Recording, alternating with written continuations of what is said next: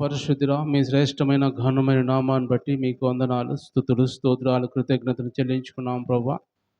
ఇంతవరకునైనా మీ సన్నిధి మాకు తోడుగా ఉంచి కాపాడి రక్షించి మరి ఎక్కల చాటును భద్రపరిచి నాయన గడిచిన వారం అంతా కాపాడి ఈరోజు ఈ శనివారం ఈ రాత్రి కాలం మీ సన్నిలో చేరి ప్రార్థించుకునే అవకాశం మాకు ఇచ్చింది దేవా, నీకు వందనాలు, స్తోత్రం చెల్లించుకున్నాం ప్రభా. పరిశుద్ధమైన దేవా, అలాగే వచ్చిన బిడ్డలందరినీ కూడా జ్ఞాపం చేసుకోండి, దీవించండి, ఆశీర్వదించండి, ఆరోగ్యం దయచేయండి. మీ ఆత్మతో మీ వాక్యముతో నింపమని ప్రార్థన చేస్తున్నావు నాయన. ప్రేమ కలిగిన దేవా, నీకు వందనాలు. పాటల ద్వారా మహిమ పొందారు. అలాగే చదవబడిన వాక్యం ద్వారా నాతో మాతో మీరు మాట్లాడి మీ నామాన్ని మీరు మహింపరచుకోండి. ఇంకా రావాల్సిన ఎవరైనా ఉంటే ఈ సమయంలో ఇంకా రావడానికి సహాయం చేయమని యేసు పరిశుద్ధ నామములో ప్రార్థన అడిగి పొందుకొని ఉన్నాం తండ్రి, ఆమేన్. అందరూ దేవుని స్తోత్రించలేదాం. హల్లెలూయా, హల్లెలూయా. దేవునికి మహిమ కలుగును గాక. ప్రియమైన దేవుని బిడ్డలారా, మనం చదువుకున్న ఈ వాక్య భాగంలో అపోస్తలుడైన పౌలు కొరింథీ సంఘంతో మాట్లాడుతూ వాళ్ళని బలపరుస్తూ మాట్లాడు కొన్ని మాటలు, ఎలా సంఘం అభివృద్ధి చెందిద్దో, ఎలాగ నడుచుకుంటే మీరు అభివృద్ధి చెందుతారో, ఆత్మీయంగా ఎదుగుతారో, క్రీస్తును పోలి ఎలా నడుచుకుంటారో అని కొన్ని విషయాలు అపోస్తలుడైన పౌలు కొరింథీ సంఘంతో మాట్లాడుతున్నాడు. మనం ఎన్నో విషయాలు మనం నేర్చుకుంటూ వస్తున్నాం. ఈరోజు కూడా 11వ అధ్యాయంలో అంటున్నాడు, నేను క్రీస్తును పోలి నడుచుకున్న ప్రకారము మీరు కూడా నన్ను పోలి నడుచుకోండి అని అపోస్తలుడైన పౌలు కొరింథీ సంఘంతో మాట్లాడుతున్నాడు. ఏమంటున్నాడంటే నేను క్రీస్తును పోలి నడుచుకుంటున్నా, అంటే క్రీస్తు వలె నడుచుకుంటున్నా. క్రీస్తు ఎలాగ జీవించాడు ఈ లోకాన్ని మీకు వచ్చి, అలాగ నేను నడుచుకుంటున్నాను, అలాగ నేను కూడా జీవిస్తున్నా. కాబట్టి మీరు కూడా నన్ను పోలి నడుచుకుంటే మీరు కూడా నా వలె ఉంటారు, లేకపోతే క్రీస్తు వలె మారిపోతారు, క్రీస్తు లాంటి మనస్సు మీకు వచ్చింది అని అపోస్తలుడైన పౌలు కొరింథీ సంఘంతో మాట్లాడుతున్నాడు. అంటే ఈ మాటలు మనం అర్థం చేసుకుంటే, గతం నేను ఒకసారి చెప్పాను, మరలా చెబుతున్నాను, ఈ మాట మాట్లాడంటే చాలా ధైర్యం ఉండాలి మనకి. నన్ను పోలి నడుచుకోండి, క్రీస్తును పోలి నడుచుకుంటున్నాను అనే మాట మాట్లాడడానికి చాలా ధైర్యం కావాలి. ఒక క్రైస్తవునికి చాలా ధైర్యం కావాలి. ఎందుకు ధైర్యం కావాలి? క్రీస్తును పోలి నడుచుకుంటున్నాను అని అన్నాడంటే, క్రీస్తు ఈ లోకానికి వచ్చి ఎలా నడుచుకున్నాడు, ఎన్ని శ్రమలు అనుభవించాడు, ఎన్ని కష్టాలు అనుభవించాడు, ఎన్ని నిందలు అనుభవించాడు, ఎన్ని శోధనలు అనుభవించాడు, ఎంతమంది చేత ఇష్టానుసారంగా మాట్లాడబడ్డాడు, లేకపోతే ఆయన సిలువేయబడ్డాడు, మరణించాడు మన కోసము, ఇవన్నీ కూడా అంటున్నాడు. ఈ మాటలన్నీ మాట్లాడాలంటే, ఇవన్నీ అనుభవించాలంటే, నన్ను పోలి నడుచుకోండి, క్రీస్తుని పోలి నేను నడుచుకున్నాను అన్న మాట అంటున్నాడంటే ఇవన్నీ అనుభవించాలి. క్రీస్తు ఏ లోకానికి వచ్చి ఏ విధంగా అనుభవించాడో, అవమానాలు, నిందలు, ఇవన్నీ ఎలాగ భరించాడో అవన్నీ కూడా మీరు భరించండి.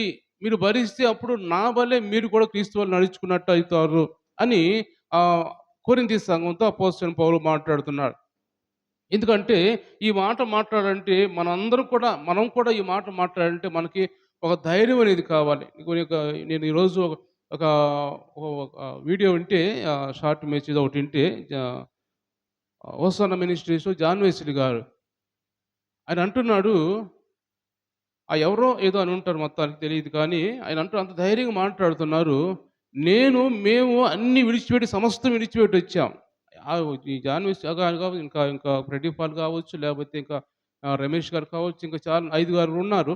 వాళ్ళ 5 కూడా వివాహాలు లేవు. వాడికి వివాహాలు లేకుండా సమస్తం విడిచిపెట్టేసి, కుటుంబాలు విడిచిపెట్టారు, తల్లిదండ్రులు విడిచిపెట్టేసి, అన్నీ విడిచిపెట్టేసి కేవలం క్రీస్తుని వెంబడించారు. క్రీస్తు కోసం మేము నిలబడాలి, ఆత్మను సంపాదించాలి అని వాళ్ళు ఇప్పుడు ఆయన ఏమన్నాడంటే, మేము సమస్తం విడిచిపెట్టేసాం, మా తల్లిదండ్రులు విడిచిపెట్టేసాం, కుటుంబాన్ని విడిచిపెట్టేసాము, బంధువులు విడిచిపెట్టేసాం, అన్నీ విడిచిపెట్టాం, మాకు ఏది అవసరం లేదు, క్రీస్తు కంటే మాకు ఏది ఎక్కువ కాదు అని మేము అలాగే విడిచిపెట్టి మేము వచ్చాం అని కొంతమంది ఆరోపణలు చేస్తున్నప్పుడు, ఇవన్నీ మేము ఏ వస్తువు కొన్నా దాని మీద హోసన్నా మినిస్ట్రీస్ అని రాయబడి ఉంటాయి. మా సొంతంగా మేము సంపాదించుకున్నది ఏమీ లేదు, కాబట్టి ప్రతిదీ కూడా హోసన్నా మినిస్ట్రీస్గా ఉంటుంది, అలాగుంటుంది.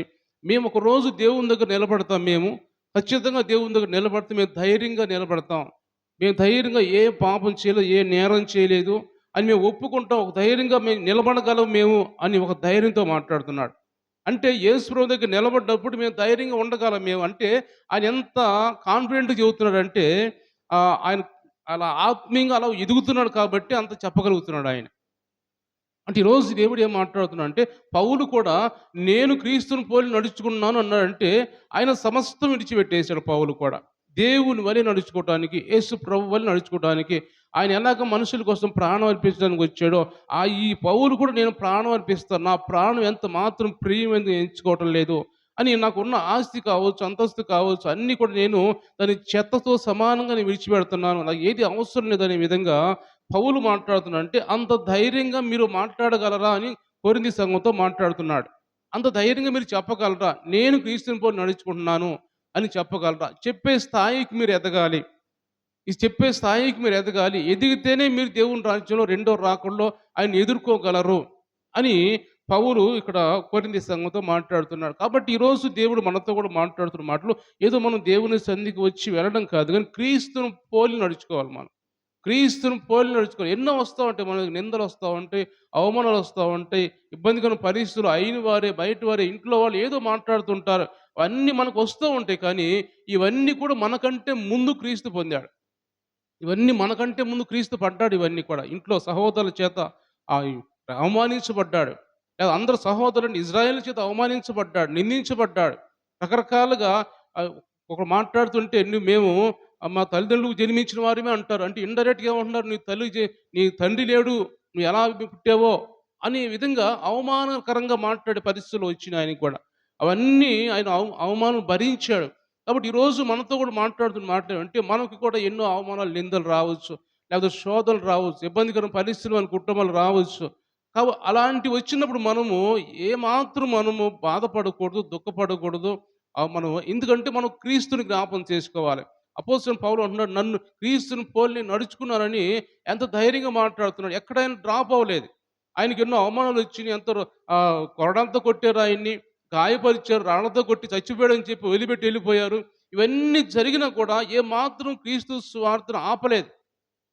తట్టుకొని మరలా లేచి ఆ గాయాలు మళ్ళీ కడుక్కొని సరిచేసుకొని మరలా క్రీస్తు సువార్తను ప్రకటించాడు. కానీ ఏ మాత్రం కూడా క్రీస్తు సువార్తను ఆపి, అయ్యో నేను ఇంత అవమానించబడుతున్నాను, నిందించబడుతున్నానే, కొట్టబడుతున్నానే, గాయపరచబడుతున్నానే అని ఏ మాత్రం కూడా ఆత్మీయ స్థితిలో తగ్గిపోయిన పరిస్థితి ఎక్కడ కనపడలేదు. దేవుని స్తోత్రం చెల్లిద్దాం. హల్లెలూయా. కాబట్టి ఈరోజు దేవుడు మనతో మాట్లాడుతున్న మాటలు కూడా ఆత్మీయంగా రోజు రోజుకి ఎదగాలి. ఎదుగుతున్నప్పుడు మన మీదకి వస్తూ ఉంటాయి. ఒక మాట మనం గమనించాలి. మనం ఆత్మీయంగా ఎప్పుడైతే ఎదుగుతూ ఉంటామో, సాతాను అనేవాడు మన మీదకి కొన్ని కొన్ని శోధన తెస్తూ ఉంటాడు. కొన్ని కొన్ని ఇబ్బందికరమైన పరిస్థితులు మన మీద తెస్తూ ఉంటాడు. వీళ్ళని ఎలాగైనా అణచాలి, వీళ్ళని ఎలాగైనా ఆత్మీయ జీవితంలో అణిచివేయాలి అని సాతాను పన్నే కుట్రలోని దేవుడు మాట్లాడుతున్నాడు. అంటే మన అపోస్తలుడైన పౌలు కొరింథీ సంఘంతో మాట్లాడతాడు. మీరు సాతాను తంత్రములు ఎరగని వారు కాదంటాడు. ఏమి సాతాను తంత్రాలు చేసేది వాడు? ఏమో పెద్ద పెద్దవి కాదు, కానీ చిన్న చిన్న తంత్రాలు ఉపయోగిస్తుంటాడు వాడు మన మీద, ఆత్మీయుల మీద, రక్షణ పొందిన వారి మీదనే ఉపయోగిస్తాడు.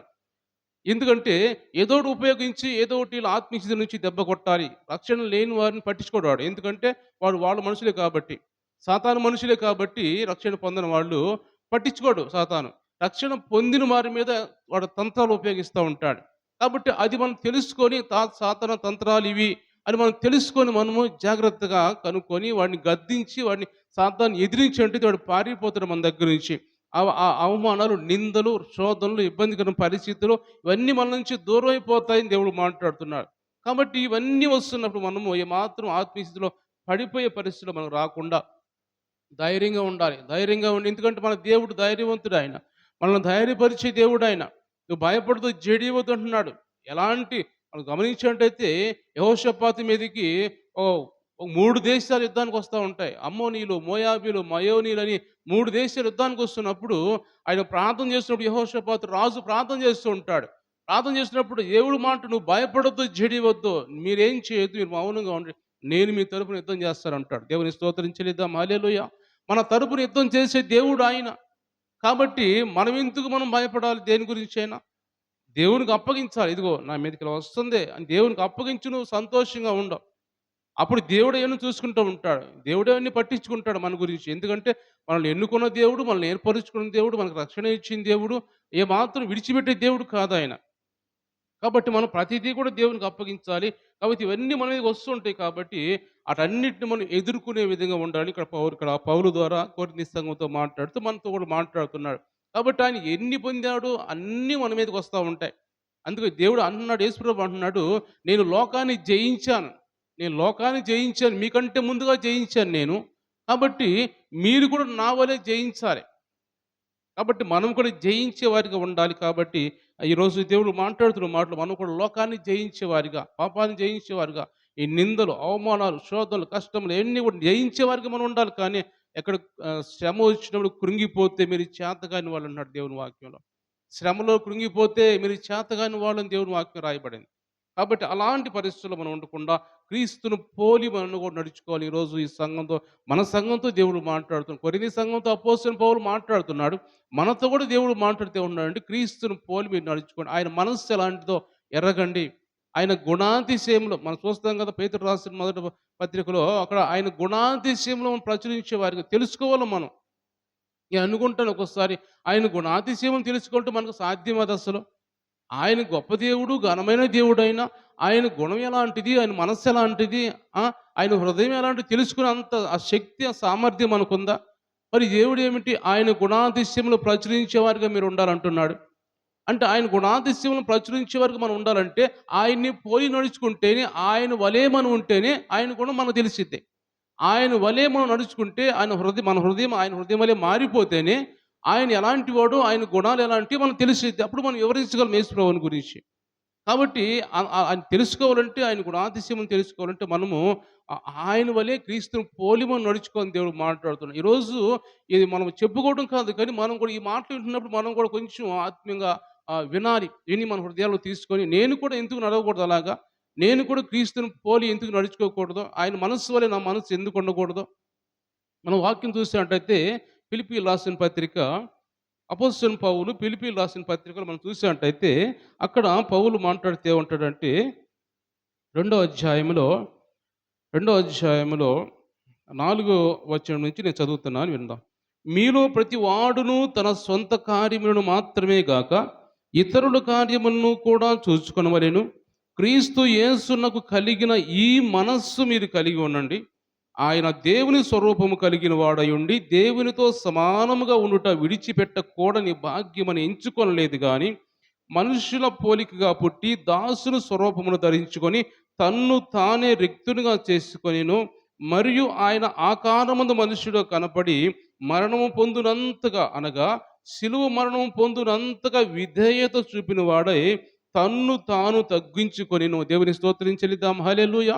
ఆయన మనస్సు ఎలాంటిది? యేసుప్రభు మనస్సు ఎలాంటిదంటే, ఇప్పుడు సొంత కార్యమును చూసుకోనకుండా, దేవుడే మాట్లాడుతున్నాడు అంటే ఆయన సొంత కార్యమును చూసుకున్న వారిగా ఉండకూడదు. కానీ యేసుప్రభు మనస్సు మీరు కలిగి ఉండండి. ఆయన ఏం చూసుకోలేదు? ఆయన పరలోక రాజ్యంలో ఉండేవాడు. ఆయన పరలోక రాజ్యంలో సింహాసనం మీద కూర్చొని ఆయన అనేక మంది, వేల కోట్ల మంది దూతల చేత ఆరాధించబడుతుండేవాడు ఆయన, దేవుడు ఆయన. అలాంటి దేవుడు అది విడిచిపెట్టేసి, అలాంటి భాగ్యం విడిచిపెట్టేసి, ఆ కార్యమును విడిచిపెట్టేసి ఈ భూమి మీదకి వచ్చి, మన కోసం ఈ భూమి మీదకి వచ్చి సమస్తం విడిచిపెట్టి వచ్చాడంట. ఒక దాసుడిగా వచ్చాడు. ఒక దాసుడిగా వచ్చి ఆయన మన కోసం ప్రాణం అర్పించడానికి లోకానికి దిగి వచ్చినట్టుగా మనం చూస్తున్నాం. సర్వం విడిచిపెట్టేసి వచ్చాడంట ఆయన. అది విడిచిపెట్టకూడని భాగ్యం అని తెలిసి కూడా విడిచిపెట్టాడంట ఆయన. దేవునితో ఉండటం, సమానంగా ఉండటం, అది ఎంత మంచి భాగ్యం అది. నా తండ్రితో నేను సమానంగా ఉండాలంటే ఎంత మంచి భాగ్యం, ఎంత అవకాశం అది. ఆ అవకాశాన్ని విడిచిపెట్టి తండ్రిని దూరం చేసుకొని కుమారుడు ఒంటరిగా ఈ లోకానికి దిగి వచ్చాడు. అది విడిచిపెట్టి వచ్చాడు ఈ లోకానికి. అంటే ఆయన మనస్సు ఎలాంటిదో, ఆయన ఎలాంటి వాడో మనం ఈ మాట ద్వారా తెలుసుకోవచ్చు. ఎంత తగ్గించుకొని పరలోక రాజ్యాన్ని విడిచిపెట్టి ఈ భూమి మీదకి వచ్చి ఒక నశించిపోతున్న మనలాంటి వాళ్ళ కోసము, మనం బాగుపడటానికి కోసం, మన జీవితాలు పాడైపోకుండా ఉండటం కోసము, మనం నశించిపోకుండా ఉండటానికి కోసము ఆయన లోకానికి దిగి వచ్చి మనల్ని రక్షించడానికి వచ్చారంటే ఎంత మంచి మనస్సు కలిగిన వాడు ఆయన, ఎంత మంచి హృదయం కలిగిన వాడు ఆయన. దేవుని స్తోత్రం చెల్లిద్దాం. హల్లెలూయా. అలాంటి మనస్సు మీరు కలిగి ఉండండి. ఆయన్ని పోలి మీరు నడుచుకుని పౌలు మాట్లాడుతున్నాడు. ఆయన మాట్లాడటమే కాదు, పౌలు ఆయన్ని కూడా చేసి చూపించాడు. మనం చూసినట్టయితే వాక్యంలో ఫిలిప్పీయులకు రాసిన పత్రికలోనే 3వ అధ్యాయంలో ఆయన చేసి చూపించాడు. మనకు చెప్పడం కాదు, ఎలాంటి పరిస్థితుల్లో ఉన్నవాడు ఆయన. 3వ అధ్యాయంలో ఫిలిప్పీయులకు రాసిన పత్రికలో 5వ వచనం నుంచి చదువుకున్నట్టయితే, ఎనిమిదో దినమున సున్నతి పొందితిని, ఇజ్రాయేలు వంశపు వాడనై బెన్యామీను గోత్రములో పుట్టి హెబ్రీల సంతానమైన హెబ్రీయుడినై, ధర్మశాస్త్ర విషయము పరిసయ్యుడినై, ఆసక్తి విషయము సంఘమును హింసించువాడనై, ధర్మశాస్త్రము వలన నీతి విషయము అనిందుడినై ఉంటిని. అయినను ఏవేవి నాకు లాభకరములై ఉండెనో వాటిని క్రీస్తు నిమిత్తము నష్టముగా ఎంచుకొంటిని. నిశ్చయముగా నా ప్రభువైన యేసుక్రీస్తుని గూర్చిన అతి శ్రేష్టమైన జ్ఞానము నిమిత్తమై సమస్తమును నష్టముగా ఎంచుకొనుచున్నాను. దేవుని స్తోత్రం చెల్లిద్దాం. హల్లెలూయా. పౌలు అంటున్నాడు, ఆయన అనుభవించి మాట్లాడుతున్నాడు, సంఘంతో మాట్లాడుతున్నాడు. ఆయన చేసి చూపించి కొరింథీ సంఘంతో ఆయన చేయకుండా ఏదో మామూలుగా వచ్చి నిలబడి చెప్పి వెళ్ళిపోవడం కాదు. కానీ ఆయన చేసాడు, ఆ పని చేసి ఎలాంటి పరిస్థితిలో ఉన్నాడు, ఆయన ఎంత ఆధిక్యతలో ఉన్నాడు, ఎంత అధికారి, ఎంత స్థానంలో ఉన్నాడు అంటే, ఆయన ఇజ్రాయెల్ వంశపు వాడని, బెన్యామీను గోత్రంలో పుట్టాడని, అలాంటి ధర్మశాస్త్రంలో పరిసయ్యుడిగా ఉన్నాడు. పరిసయ్యుల సంతతి అంటే చాలా శ్రేష్టమైన పేరు కలిగిన ఒక సహవాసం వాళ్ళది. ఒక తెగ వాళ్ళు పరిశీలన వాళ్ళు. పరిసయ్యులు, సద్దూకయ్యులు అని ఇద్దరు ఉంటారు. ఆ పరిశీలన ఒక మంచి శ్రేష్టమైన ఒక తెగ వాళ్ళది. ఒక మంచి హోదా ఉంటది వాళ్ళకి. అలాంటిది విడిచిపెట్టేసి దేవుని ఆత్మ ఆ సంఘాన్ని హింసించేవాడుగా ఉన్నాడంట. ధర్మశాస్త్రం విషయంలో నీతిగా అనిందుడై ఉన్నాడంట. ధర్మశాస్త్రంలో నిందలేని వాడుగా ఉన్నాడు. అంటే ఒక మంచి పేరు సంపాదించుకున్నాడు ఆయన పౌలు. మంచి పేరు సంపాదించుకొని ఒక యూదుల సభలో, సన్హెడ్రిన్ సభలో ఒక సభ్యుడిగా ఉండి మంచి హోదాలో ఉన్నవాడు అంటున్నాడు, అవన్నీ నాకు ఏవేవి లాభకరములై ఉన్నవో ఇవన్నీ నాకు లాభకరములే. నాకు మంచి అధికారిగా ఉన్నాను. ఒక మంచి ప్రజల్లో పేరు సంపాదించుకున్నాను. ధర్మశాస్త్రం విషయంలో నీతిమంతుడిగా, నిందలేని వాడుగా ఉన్నాను. ఇవన్నీ నాకు లాభకరములైనవే. ఇవన్నీ లాభకరమైనా కానీ అవన్నీ నేను అన్ని వాటిని విడిచిపెడుతున్నాను. నా లాభకరం నాకు ఏవైతే ఉన్నాయో అటన్నిటిని నష్టముగా ఎంచుకుంటున్నాను. క్రీస్తు నిమిత్తము, ఆయన జ్ఞానము నిమిత్తము నేను అన్ని నష్టముగా ఎంచుకొనుచున్నానని ఇక్కడ పౌలు మాట్లాడుతున్నాడు. దేవుని స్తోత్రం చెల్లిద్దాం. హల్లెలూయా. కాబట్టి ఆయన చేసి చూపించాడు. ఆయన అన్ని సర్వం విడిచిపెట్టేసి, యేసుప్రభు ఎలాగైతే లోకానికి విడిచిపెట్టి లోకానికి దిగి వచ్చాడో ఆయన్ని పోలి నడుచుకున్నాడు పౌలు కూడా ఇక్కడ. ఆయన్ని పోలి ఆయన ఎలా చేశాడో అలాగ పౌలు కూడా చేస్తున్నాడు. సర్వం విడిచిపెట్టి ఎలాగ యేసుప్రభు వచ్చాడో ఈ పౌలు కూడా సర్వం విడిచిపెట్టి, కుటుంబాన్ని విడిచిపెట్టేశాడు, ఆస్తి విడిచిపెట్టేశాడు. అంతా నేను నష్టంగా ఎంచుకొనిచున్నాను. నాకు ఏది అవసరం లేదు. యేసుప్రభు జ్ఞానం నాకు ఉంటే చాలు, ఆయన వలె నేను నడిస్తే చాలు, ఆయన మనస్సు లాంటి మనస్సు నాకు ఉంటే చాలు అని, ఆయన వలె నేను ఉంటే చాలు, ఆయన పోలి నడుచుకుంటున్నాను నేను అని, దానికంటే ఈ లోకం సంబంధించిన వాటన్నీ నాకు ఏం అవసరం లేదు, అంతకంటే ముఖ్యం కాదు ఈ లోకం సంబంధించిన నాకు అని అన్నిటిని దూరపరుచుకొని దేవుణ్ణి వెంబడించేవాడిగా అన్ని కుటుంబాలు విడిచిపెట్టేసి ఆ పట్టణాల్లో, గ్రామాల్లో తిరుగుతూ, ఆ యెరూషలేము ప్రాంతం చుట్టుపక్కల అనేక ప్రాంతాల్లో తిరుగుతూ దేవుని స్వార్థ ప్రకటిస్తూ సర్వం విడిచిపెట్టిన వాడిగా ఆ తిరుగుతున్నప్పుడు ఎన్ని అవమానాలు పొంది, ఎన్ని నిందలు, ఎంతమంది చేత కొట్టబడ్డాడు, ఎంతమంది చేత తరమబడ్డాడు. ఒకసారి పారిపోయిన పరిస్థితులు, ఒకసారి చాలా మనకి తర్వాత చెప్పుకుంటే రేపు కొన్ని విషయాలు దీని గురించి చెప్పుకుందాం. చాలా బాధలు పడ్డాడు ఆయన. ఎందుకంటే ఆయన సర్వం దేవుని కోసం అన్ని విడిచిపెట్టి వచ్చేసాడు. మనం చూసినట్టే దేవుని వాక్యంలో కొంతమందిని దేవుని కోసం సర్వం విడిచిపెట్టి వచ్చిన వాళ్ళని మనం ఇద్దరు ముగ్గురు మనం గమనించినట్టే దేవుని వాక్యంలో. మొదటగా మనం చూసినట్టయితే ఎలీషా గురించి చూస్తాం మనం. ఎలీషా ప్రవక్త, ఆయన గురించి ఒక మాట చదువుదాం. ఎలీషా ప్రవక్త చూసినట్టయితే రాజుల మొదటి గ్రంథం 19వ అధ్యాయము 20-21 వచనాలు చదువుదాం. రాజుల మొదటి గ్రంథం 19వ అధ్యాయము 20-21 వచనాలు చదువుదాం. అతడు ఎడ్లను విడిచి ఏలియా వెంట పరిగెత్తి, నేను పోయి నా తల్లిదండ్రులను ముద్దు పెట్టుకొని తిరిగి వచ్చి నిన్ను వెంబడించేదని చెప్పి అతన్ని సెలవడుగగా, అతడు పోయి రమ్ము, నా వల్ల నీకు నిర్బంధం లేదని చెప్పాను. అందుకు అతడు అతన్ని విడిచి వెళ్ళి కాడి ఎడ్లను తీసి వధించి వాటి మాంసమును గొర్తి నొగల చేత వంట చేసి జనులకు వడ్డించెను. వారు భోజనం చేసిన తర్వాత అతడు లేచి ఏలియా వెంబడి వెళ్ళి అతనికి ఉపచారము చేయించుండాడు. దేవుని స్తోత్రం చెల్లిద్దాం. హల్లెలూయా. దేవుని బిడ్డలు గమనించినట్టు ఎలీషా ప్రవక్తను గురించి మనం చూసినట్టయితే ఎలీషా ప్రవక్త కూడా సర్వం విడిచిపెట్టేసి, మొత్తం విడిచిపెట్టేసి, కుటుంబాన్ని విడిచిపెట్టాడు, తల్లిదండ్రులు విడిచిపెట్టేశాడు, అన్ని సర్వం విడిచిపెట్టి ఎప్పుడైతే ఏలియా ప్రవక్త వెళ్ళి దుప్పట వేశాడో వెంటనే దేవుని ఆత్మ ఎలీషా మీదకి వచ్చేసింది.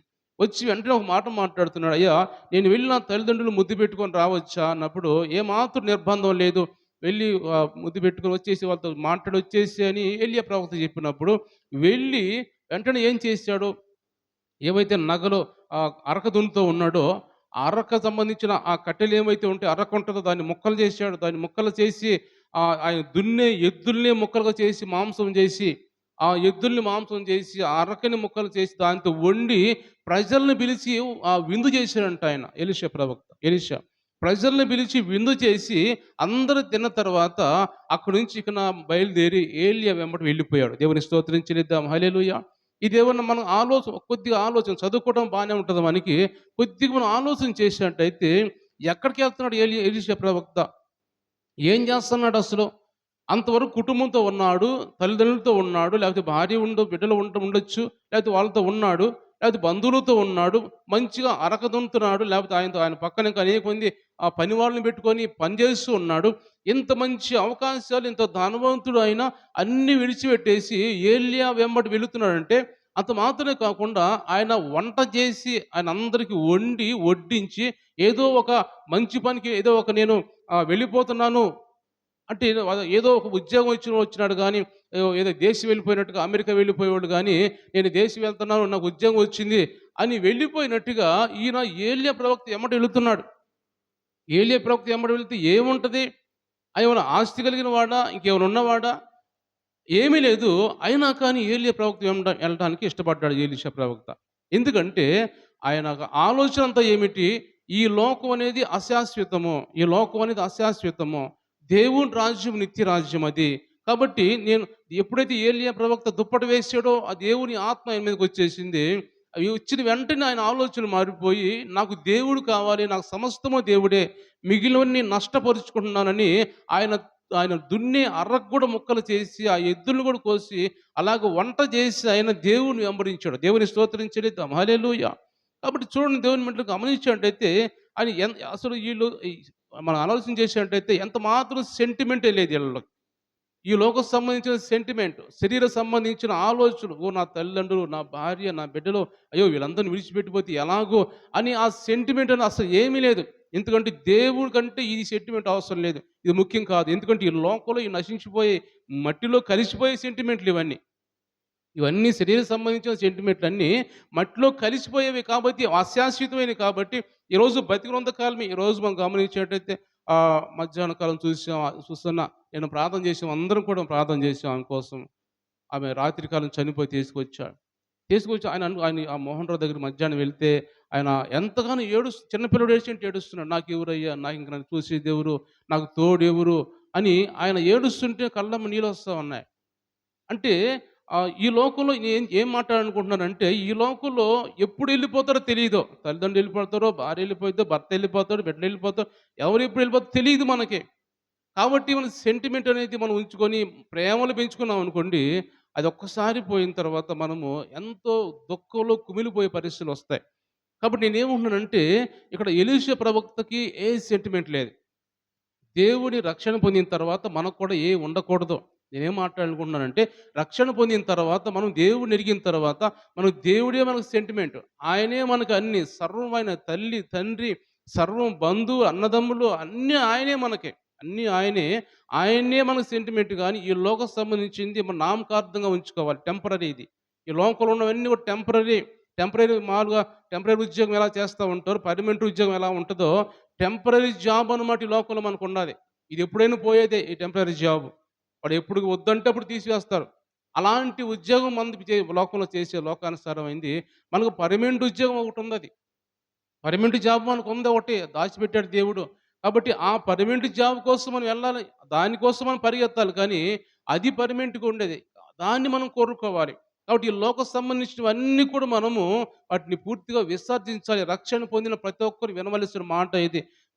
దేవునిలో బాప్తిసం పొంది రక్షణ పొందవలసిన ప్రతి ఒక్కరు కూడా దేవుడే మన సెంటిమెంట్, దేవుడే మనకు ఆధారం, దేవుడే మన తండ్రి, మన తల్లి, అన్ని సర్వం ఆయనే. ఏ మనుషులు మనం చూడకూడదు. నీకు ఏదైనా అవసరం వచ్చిందా, దేవుని వైపు చూడు. దేవుని వైపు చూసి ప్రార్థన చేయి. ప్రభా, నేను నిన్ను నమ్ముకున్నాను, నా మనసంతా, నా హృదయం అంతా నీకే ఇచ్చాను, నీకే అప్పగించాను నేను. ఈ లోకానికి అప్పగించలేదు. ఎవరికి అప్పగించలేదు. ఏ మనుషుల మీద చూడట్లేదు. నీకే అప్పగించాను కాబట్టి నువ్వే సహాయం చేయి ప్రభు అని మనం ప్రతిదీ కూడా దేవునికి అప్పగించేవారు కూడా. ఎందుకంటే ఆయన బిడ్డలంగా మనం ఉన్నాం కాబట్టి. కాబట్టి ఈ రక్షణ పొందిన ప్రతి ఒక్కరూ మనం తెలుసుకోవాల్సిన మాట ఏంటంటే, మనము ఈ లోకం సంబంధించినవి అయి అశాశ్వతమైనవి కాబట్టి, వీటి వైపు మన మనస్సు ఉంచకూడదు. ఎప్పుడైనా ఏదైనా పోయేదే. ఇప్పుడు మనకి చాలా మందిలో భర్తలు పోయిన వాళ్ళున్నారు, భార్యలు పోయిన వాళ్ళున్నారు, బిడ్డలు పోయిన వాళ్ళున్నారు. ఇవన్నీ కూడా మనం కొంతకాలం ఏడుస్తాం, బాధపడతాం. తర్వాత మళ్ళీ మామూలే ఇకన. మళ్ళీ మామూలయిపోతాం. ఎందుకంటే, అది ఎప్పుడైనా పోయేది కాబట్టి మట్టి మట్టయింది, మట్టిలో పోయి కలిసిపోయేది కాబట్టి, దాని గురించి మనం ఆలోచించకూడదని ఎలీషా ప్రవక్త ఏమంటున్నాడు, దాని సెంటిమెంట్ అనేది లేకుండా పూర్తిగా అందరిని విడిచిపెట్టేసి అప్పటిదాకా వాళ్ళతో కలిసి ఉన్న ఎలీషా ప్రవక్త ఆయన వాళ్ళని విడిచిపెట్టేసి అన్నీ కూడా దేవుడిని వెంబడించాడు. దేవుడిని వెంబడించి ఏం చూస్తున్నాడు ఆయన? ఇంకా మనం చెప్పుకుంటూ పోతే చాలా ఆయన గురించి చెప్పుకోవచ్చు.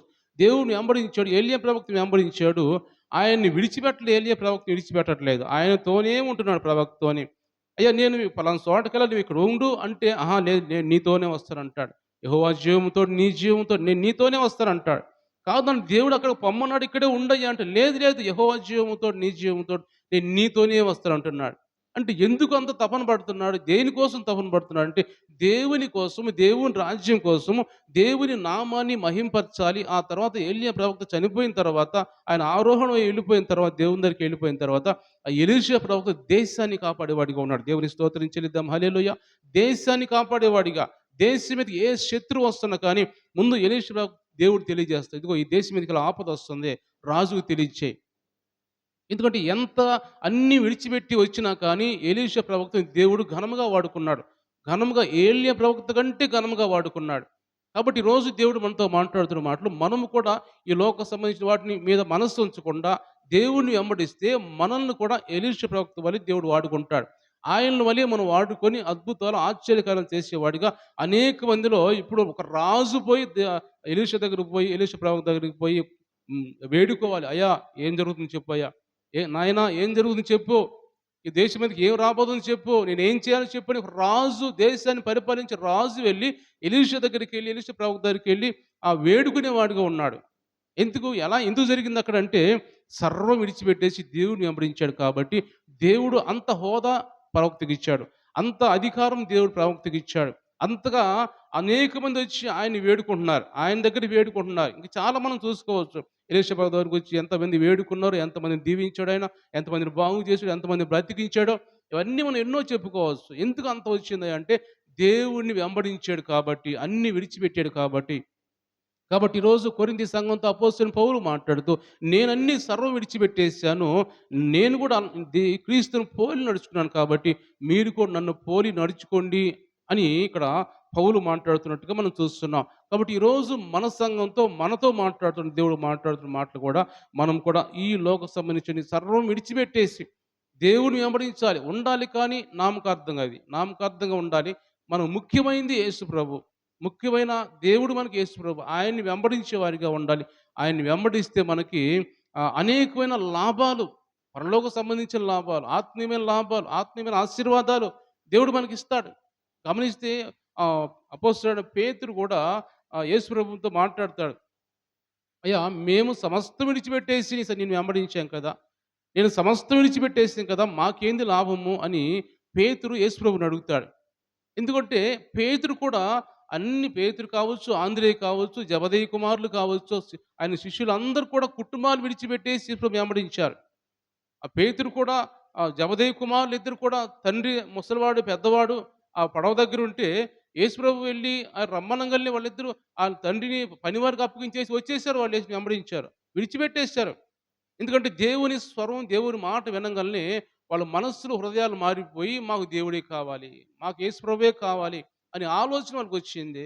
వెంటనే అంటున్నాడు ఇక్కడ, నేను సమస్తం విడిచిపెట్టి నేను వెంబడించాం కదయ్యా, మాకేంది లాభం అన్నప్పుడు దేవుడు వారితో మాట్లాడతాడు. మీకు పరలోక రాజ్యంలో మీరు అనేక మందికి తీర్పు తీర్చేవారిగా ఉంటారు ఒక రోజున. అంత మంచి భాగ్యము, అంత హోదా మీకుంది అని.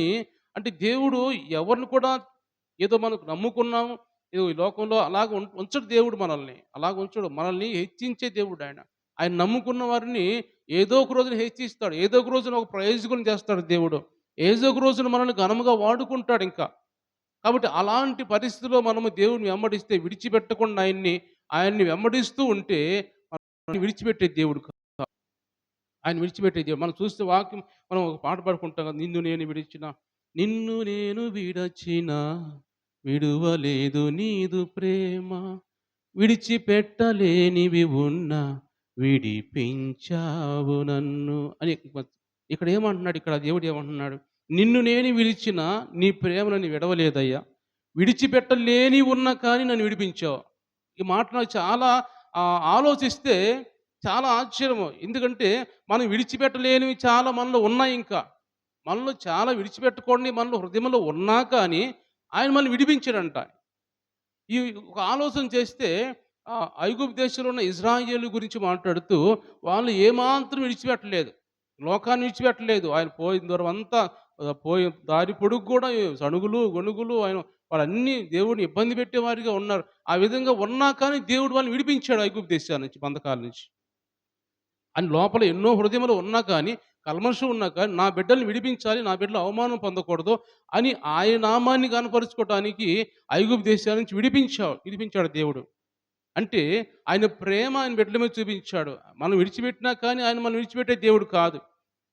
అలాగా విడిచిపెట్టాడంటే మనం విడిపించాడు మనల్ని. మన హృదయంలో ఇంకా ఎన్నో ఉన్నా కానీ, మనం విడిచిపెట్టకపోయినా కానీ దేవుడు మనం విడిపించాడు అని అనుకుంటున్నాం కానీ, అది తర్వాత ఆలోచన ఏమైందది? వాళ్ళు ఎక్కడికి పోయారు? వాళ్ళు కనాన్ దేశం పోయారు వాళ్ళేమన్నా? విడిపించాడు బాగానే ఉంది. ఐగుప్తు దేశం నుంచి బయటకొచ్చారు బాగానే ఉంది. వచ్చారు కానీ కనాన్ దేశం వెళ్ళారు వాళ్ళు మధ్యలోనే చనిపోయారు అందరూ కూడా. విడిపించాడు. ఈరోజు దేవుడు మనతో మాట్లాడుతున్న మాటలు మనం కూడా అనుకోవచ్చు. దేవుడు మనల్ని విడిపించాడు, మనకు రక్షణ ఇచ్చాడు అనుకుంటాం. కానీ మనం ఎన్నో విడిచిపెట్టాల్సినవి చాలా మనలో ఉన్నాయి, ఇంకా దాగి ఉన్నాయి. మనలో చాలా విడిచిపెట్టాల్సినవి ఉన్నవి ఇంకా. అవన్నీ ఉన్నా కానీ దేవుడు మనల్ని ఈ విధంగా రక్షణ ఇచ్చి కొనసాగించుకుంటున్నాడంటే అవన్నీ కూడా మనము తీసివేసుకోకపోతే ఇజ్రాయేలు మధ్యలో అరణ్యంలో ఎలాగ రాలిపోయారు కనాన్ దేశం పోకుండా, మనం కూడా పరలోక రాజ్యం పోకుండా మధ్యలోని రాలిపోయేవారుగా ఉంటాం. దేవుడు మాట్లాడుతున్నాడు. మనం విడిచిపెట్టాల్సినవి అలాగే మనలో ఉంచుకొని అలాగే వాటిని కాపురం చేయించే విధంగా ఉంటే, ఆ చెత్తంతా మన హృదయంలో అలాగే ఉంచుకున్నట్టే విడిచిపెట్టకుండా ఎవరైతే ఈ ఇజ్రాయేలీలు మధ్యలోకి వెళ్ళి కనాన్ దేశం వెళ్ళకుండా 40 సంవత్సరాలు తిరిగి అక్కడే చనిపోయారు, మధ్యలో నశించిపోయారో మనం చెప్పుకున్నాం కదా. దేవునికి అనేక మంది ఇష్టలుగా ఉండలేదు కాబట్టి అనేక మంది నశించారంట అరణ్యంలో. అలాగ నశించిపోయారు వాళ్ళు. కాబట్టి మనం కూడా పరలోక రాజ్యం వెళ్ళకుండా మనం మధ్యలో నశించిపోకుండా ఉండాలంటే మనం హృదయంలో ఉన్నవన్నీ తీసివేసుకొని ఆయన మనల్ని విడిపించాడు. కాబట్టి నేను కూడా అన్నిటినీ నాలో తీసివేసుకొని నేను దేవునికి ఇష్టడుగా నేను ఉండాలి అని ఒక ఆలోచనతో మనం ఉంటే మధ్యలో ఎక్కడ రాలిపోయేవారుగా మనం ఉండము, ఎక్కడ నశించిపోయేవారుగా మనం ఉండము. దేవుడు క్షేమంగా మనల్ని ఆయన రాజ్యంలో తీసుకెళ్తాడు. ఆయన పరలోక రాజ్యంలో మనం ఉంచుకుంటాడని దేవుడు మాట్లాడుతున్నాడు. దేవుని స్తోత్రించలేద్దాం. హల్లెలూయా. కాబట్టి దేవుని బిడ్డలు గమనించేట ఇంక మనం చెప్పుకుంటే చాలా విషయాలు ఇంకా మనం చెప్పుకోవచ్చు. కానీ ఈ విధంగా మనం ఈరోజు దేవుడు మనతో మాట్లాడుతున్న కొన్ని విషయాలు ఏమిటంటే, మనము దేవుణ్ణి వెంబడించే వారిగా ఉండాలి. మనల్ని మనం ఉపేక్షించుకొని మనం ఆయన సిలువను ఎత్తుకొని మనం వెంబడించే వారిగా ఉండాలి. ఆయన వెంబడించి అంటే మనల్ని మన కాదికన పౌలన్నట్టుగా నేను కాదికన క్రీస్తులో నన్ను నివసించున్నాడు. నేను ఏం చేసినా నేను కాదు క్రీస్తు చేస్తాడు నా విషయంలో అని పౌలు చెప్పినట్టుగా మనము కూడా సర్వం విడిచిపెట్టేసి దేవుని వెంబడించే వారిగా ఉండాలి. విడిచిపెట్టమంటే ఈ కుటుంబాలు విడిచిపెట్టి అన్ని విడిచిపెట్టి రమ్మని కాదు, కానీ ఇవి టెంపరరీ అని చెప్పి మళ్ళీ ఈ మాట జ్ఞాపకం చేసుకోవాలి. ఇవన్నీ టెంపరరీగా నామకార్థంగా ఉంచుకోవాలి మనము. అపోస్తలుడైన పౌలే కొరింథీ రాసిన పత్రికలో ఆయనే మాట్లాడతాడు. ఇవన్నీ ఏమైతే మనం కలిగి ఉన్నామో అవి నామకార్థంగా ఉంచుకోండి. అవి ఎందుకంటే లోకం అనేది ఒక నటనగా ఉంది కాబట్టి ఏదో ఒక రోజున అవన్నీ వెళ్ళిపోతాయి. టెంపరరీగా ఉన్నాయి అట్నే వాటి మీద నామకార్థంగా మైండ్ పెట్టండి. ఈ పర్మనెంట్ జాబ్ ఒకటి ఉంది, పర్మనెంట్ ఉద్యోగం ఒకటి ఉంది. పరలోక రాజ్యం అనేది నిత్య జీవం. అది దాంట్లో మీరు వెళ్ళాలని మీ ఆశ ఉన్నట్టయితే ఈ లోక సంబంధించిన వాటి మీద మనసు పెట్టబోకండి. ఈ సెంటిమెంట్లు తీసేసుకోండి. దేవుడిని ఎరిగిన మనందరూ కూడా ఈ లోక సంబంధించిన సెంటిమెంట్లు తీసేసుకోవాలా. లేకపోతే పిల్లకాయల, లేకపోతే భర్త, లేకపోతే భార్య అంత అతిగా ప్రేమించాల్సిన అవసరమే లేదు. ఎందుకంటే అంత అతిగా ప్రేమించాల్సిన అవసరం లేదు. లైట్ తీసుకోవాలి. దేవుడు మాట్లాడుతున్నాడు. లైట్ తీసుకోవాలి. ఎందుకంటే మనకు దేవుడు ముఖ్యం కానీ వీళ్ళు ముఖ్యం కాదు. ఈ రోజు ఇప్పుడు ఉంటాం, పోత ఏమైనా అవ్వచ్చు, పొద్దున ఉండకపోవచ్చు. అంటే దేవుడు అలా చేస్తాడు. కాబట్టి మనం దేవుని దగ్గరికి వెళ్ళాలి, ఆయనతో ఉండాలి అని అనుకుంటే మనం ఈ లోక సంబంధించిన వాటిని కంప్లీట్గా విడిచిపెట్టి అపోస్తలుడైన పౌలు అన్నట్టుగా నాకు ఏమైతే లాభకరంగా ఉన్నాయో అటన్నిటిని నేను నష్టంగా ఎంచుకొనిచున్నాను అని పౌలు మాట్లాడుతున్నాడు. కాబట్టి అలాగ మనం కూడా ఏమైతే మనం కలిగి ఉన్నామో అవి నష్టంగా ఎంచుకొని దేవుడే మనకు లాభకరమైన వాడు, ఆయనే మనకు ఆశీర్వదించేవాడు, మనల్ని దీవించేవాడు అని ఆటిని మనం ఆయన వైపు చూడాలి. అబ్రహాము ఏం చేశాడు? అబ్రహాముని దేవుడు అడిగాడు, నీ కుమారుడు నాకు ఇవ్వు అన్నాడు. ఇవ్వకుండా దాచిపెట్టినాడు అబ్రహాము, ఇచ్చేసాడు దేవుడికి. బలి అర్పించడానికి తీసుకెళ్ళాడు. అంటే ఆయన పూర్తిగా దేవుని మాటకు విధేయుడైపోయాడు. అంటే నాది కాదు ఇది, నీదే ప్రభువా, నువ్వు ఇచ్చిందే ఇది, నువ్వు తీసుకో అని అలా అప్పగించేవాడుగా ఉన్నాడు. కాబట్టి మనము కూడా ఏదైనా ఉందంటే దేవుడు మనకి ఇచ్చిందే కాబట్టి దాని మీద మనం ఎప్పుడు మనసు పెట్టకుండా దేవుని మీద మనం మనసు పెడదాం. దేవుడు మనకు సహాయం చేసేవాడు, దేవుడు మనల్ని దీవించేవాడు కాబట్టి అలాగ మనం జీవించాలని పరిశుద్ధాత్మ దేవుడు మనతో మాట్లాడుతున్నాడు. ఒక మాట మనం చదువుకొని ముగించుకుని సామెతల గ్రంథం మనం చూసినట్టయితే సామెతల గ్రంథము 30వ అధ్యాయము ఒక మాట చదువుతాను నేను. సామెతల గ్రంథం 30వ అధ్యాయము 7, 8 వచనాలు చదువుతున్నాను. దేవా, నేను నీతో 2 మనవులు చేసుకొనుచున్నాను. నేను చనిపోకముందు వాటిని నాకు అనుగ్రహింపుము. వ్యర్థమైన వాటిని అబద్ధములను నాకు దూరముగా ఉంచుము. దేవుని స్తోత్రం చెల్లిద్దాం. హల్లెలూయా. ఇక్కడ ఈ ఆగూరు అనే ఒక వ్యక్తి ఏం మాట్లాడుతున్నాడు, ఏం కోరుకుంటున్నాడంటే 2 కోరికలు అంటారు. 2 మనవులు చేస్తున్నాను ప్రభా, నేను చనిపోకముందు వాటిని అనుగ్రహించు. ఎంత ఇంట్రెస్ట్‌గా అడుగుతున్నాడు చూడు. ఏం కోరిక అడుగుతున్నాడు ఆయన? ఎంత ఇంట్రెస్ట్‌గా అడుగుతున్నాడంటే, నేను చనిపోకముందు వ్యర్థమైనవి నా నుంచి దూరం చేయి, అబద్ధాలు నా నుంచి దూరం చేయి. ఇవి ఆయనకు లాభకరములు ఏమన్నా? లేదా ఆస్తి అడుగుతున్నాడా? అంతస్తు అడుగుతున్నాడా? నేను చనిపోకముందు నేను బాగుండాలయ్యా, లేదా మంచి ఇల్లు కట్టుకోవాలి, లేకపోతే మంచిగా ఆహారం తినాలి, నా కుటుంబం బాగుండాలి, ఇదొక్కటి చాలు ప్రభువా నాకేమైనా అడుగుతున్నాడా? అది కాదు కానీ, వ్యర్థమైనవి నా నుంచి దూరపరచయ్యా, అబద్ధాలు నా నుంచి దూరపరచు. ఈ కోరికలు ఆయనకి. కాబట్టి ఈరోజు దేవుడు మనతో మాట్లాడుతున్న మాటలు కూడా మనల్ని కూడా దేవుడిని ఈ మాట అడగలము. ప్రభా, వ్యర్థమైన నాలో ఏమున్నాయో అవి నేను తీసివేసుకోవాలి ప్రభా. అబద్ధాలు కానీ వ్యర్థమైన నాలో ఏ వ్యర్థమైన ఆలోచనలు కావచ్చు, ఈ లోక సంబంధించిన అన్ని వ్యర్థమైనవి అవన్నీ నాలో ఏవి దాగి ఉన్నాయో అటన్నిటి కూడా నాకు వద్దు ప్రభా, అవన్నీ తీసివేయి ప్రభా అని దేవుడిని అడుగుదాం మనం. అవన్నీ తీసివేసి మనం దేవుడిని వెంబడించినట్టయితే, అన్ని సమస్తం విడిచిపెట్టి దేవుడిని వెంబడించినట్టయితే, ఇంకా మనల్ని విడిచిపెట్టాల్సిన ఏమున్నాయో అన్నీ విడిచిపెట్టి దేవుని వెంబడిస్తే అప్పుడు దేవుడు మనల్ని ఆయన నిత్య రాజ్యంలో ఆయనతోటి నేను జయించి నా తండ్రి సింహాసనం మీద ఉన్నాను, మీరు కూడా జయిస్తే నా సింహాసనం మీరు ఉంటారని చెప్పిన విధంగా ఆయన సింహాసనం మీద మనం కూర్చునే వారిగా ఉండాలని దేవుడు ఈరోజు మనతో మాట్లాడుతున్నాడు.